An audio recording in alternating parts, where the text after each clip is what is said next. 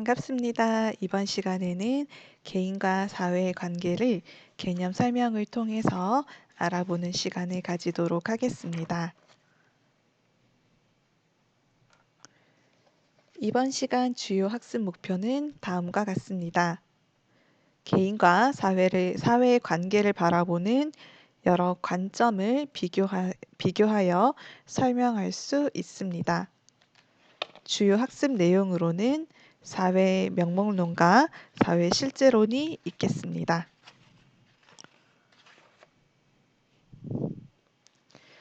먼저 사회의 특징을 알아보도록 하겠습니다. 우리 사회의 특징으로 크게 네 가지를 생각할 수 있습니다. 우리 사회는 지속성이라는 특징을 가지고 있습니다. 이것은 사회를 구성하는 구성원들이 바뀌더라도 크게 달라지지 않고 오랫동안 유지되는 속성을 의미합니다.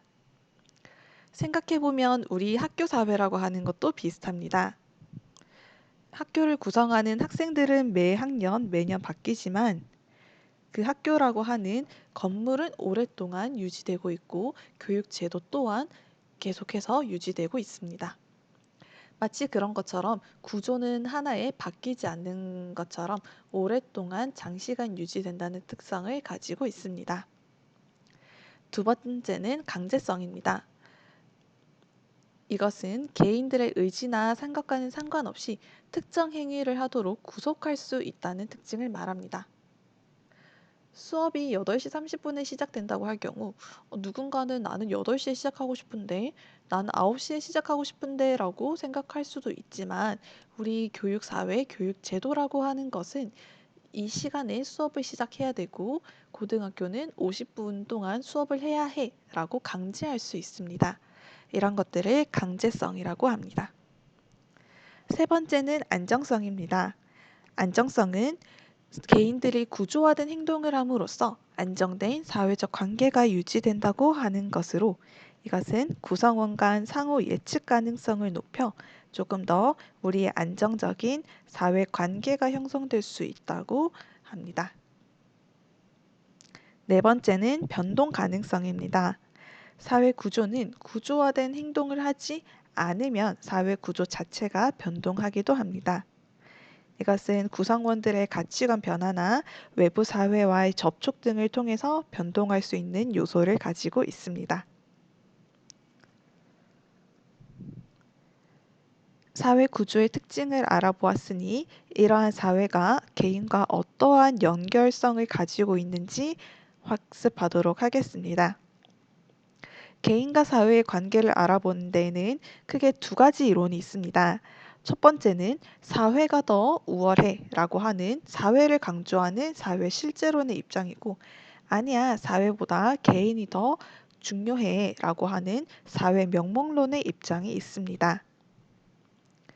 사회 실제론의 경우에는 사회는 실제로 존재하며 구성원들에게 외재성을 지닌다고 봅니다. 그래서 아무리 개인이 많다고 하더라도 그 개인이 모인 합보다 사회는 독자성을 지니면서 개인에게 강제할 수 있는 힘을 가지고 있다고 봅니다. 따라서 사회는 개인보다 우월한 존재로 구성원들의 의식과 행동을 구속할 수 있으며 사회는 구성원들이 바뀜에도 불구하고 고유한 특성을 유지하며 지속된다고 봅니다. 또한 이렇게 구성된 사회 전체는 개인의 이익과는 별도로 공익이라고 하는 것이 따로 존재한다고 보며 이러한 공익은 개인의 사익보다 더 높은 가치를 지닌다고 주장합니다. 또한 개인의 행동을 설명할 때도 그 개인의 고유의 행동보다는 사회 속의 개인의 입장으로 설명하기 때문에 사회의 특성으로 구성원 개개인의 특성을 설명하는 것이 사회 실제론입니다. 예를 들면 어떤 똑같은 행동을 했다고 하더라도 집단, 사회의 특성을 빌려서 개인의 행동을 설명하는 것입니다. 예를 들면 어떤 개인의 행동이 단순히 그 개인 자체로 행동이 빠를 수도 있지만 한국인은 행동이 빨라라고 한다면 사회의 특성을 빌려서 개인의 행동을 설명한다고 생각할 수 있겠습니다. 두 번째는 사회 명목론입니다. 사회 명목론은 사회는 실제로 존재하지 않으면서 이것은 개개인의 집합체를 가리키기 위해 붙여진 이름에 불과하다. 명목, 이름 명자를 씁니다. 실제로 존재하는 것은 사회가 아니라 사람들이 만들어내는 사회적 관계라고 주장합니다.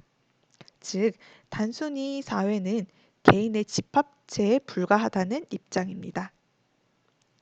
따라서 개인이 사회를 만들어가는 것이기 때문에 개인이 사회보다 우월한 가치를 지닌 존재로서 능동적인 상호작용을 통해 사회의 모습을 만들어간다고 주장합니다. 따라서 사회가 바뀌는 것도 사회의 구성원이 바뀌거나 사람들의 의식이 변화하기 때문에 사회가 변화한다고 주장합니다. 사회 실제론에서는 사회에서 만들어진 공익이 중요하다고 보지만 사회 명목론에서는 공익도 결국 개인들의 합으로 이루어져 있는 것에 불과하기 때문에 공익보다 개인의 권리나 이익을 보장하는 것이 중요하다고 바라봅니다.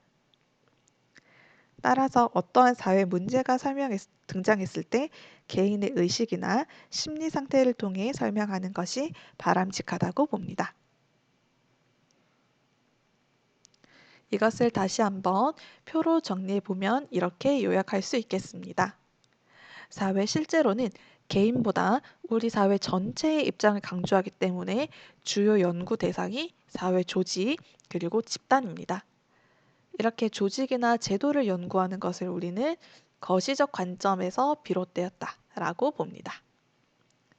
이렇게 제도에 초점을 두고 있기 때문에 어떤 사회 문제가 일어났을 때도 사회 실제론자들은 제도를 개선해서 우리 사회가 바뀔 수 있다.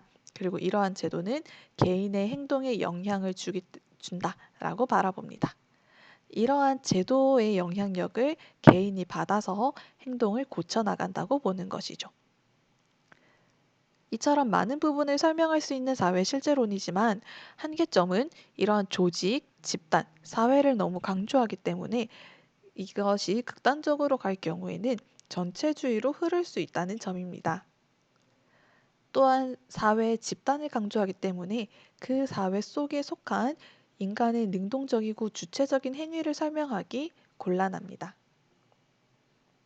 이와 관련된 이론으로서는 사회의 유기체설이 있습니다.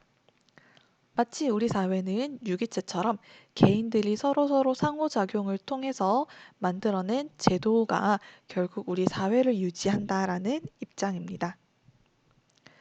우리 팔, 다리는 우리 몸 전체를 떨어져서 존재할 수 없습니다. 이런 것처럼 팔, 다리, 머리, 눈 이런 것들이 전체적으로 함께 유기적으로 연결되어서 우리 몸이라는 것이 만들어져야지 우리가 함께 살아남을 수 있다고 보는 관점이죠. 즉, 팔, 다리라고 하는 것은 개인이고 그것이 전체적으로 연결된 것은 우리 사회입니다. 다음으로 사회 명목론에서는 주요 연구 대상은 개인의 특성과 행동 양식입니다. 개인을 강조하는 입장을 우리는 미시적 관점이라고 배웠습니다. 개인이 결국 사회의 의미를 만들어가는 것이기 때문에 어떤 사회 문제가 발생했을 때도 개인의 의식을 개혁하고 개인의 사고관을 바꾸는 것을 중요하게 생각합니다. 하지만 이러한 사회 명목론도 한계점이 있는데 그것은 바로 개인의 입장과 가치관을 강조하다 보니까 개인의 권리만 너무 우선시하게 될 경우 개인주의 그리고 극단적인 자유주의까지 이기적인 자유주의까지 나타날 수 있다는 점입니다. 그리고 또한 개인이 영향력이 가진 것도 많지만 사회 구조나 제도가 개인에게 미치는 영향력도 굉장히 많습니다. 마치 이런 우리 교육 제도를 생각해 본다고 하더라도 우리는 교육 제도 아래서 많은 영향력을 받고 있습니다. 사회 명목론은 이러한 부분을 설명하지 못한다는 한계점을 가지고 있는 것입니다. 사회 명목론과 관련된 이론으로는 사회 계약설이 있습니다. 계약을 하는 주체는 개개인이죠.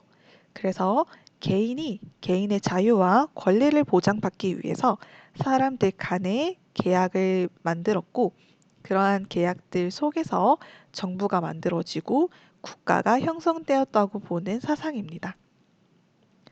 이것은 국가가 개인의 자유와 권리 보장을 위한 필요로 만들어진 것이기 때문에 결국 수단적인 존재로 본다는 점에서 사회 명목론과 관련된 이론이라고 볼 수 있습니다.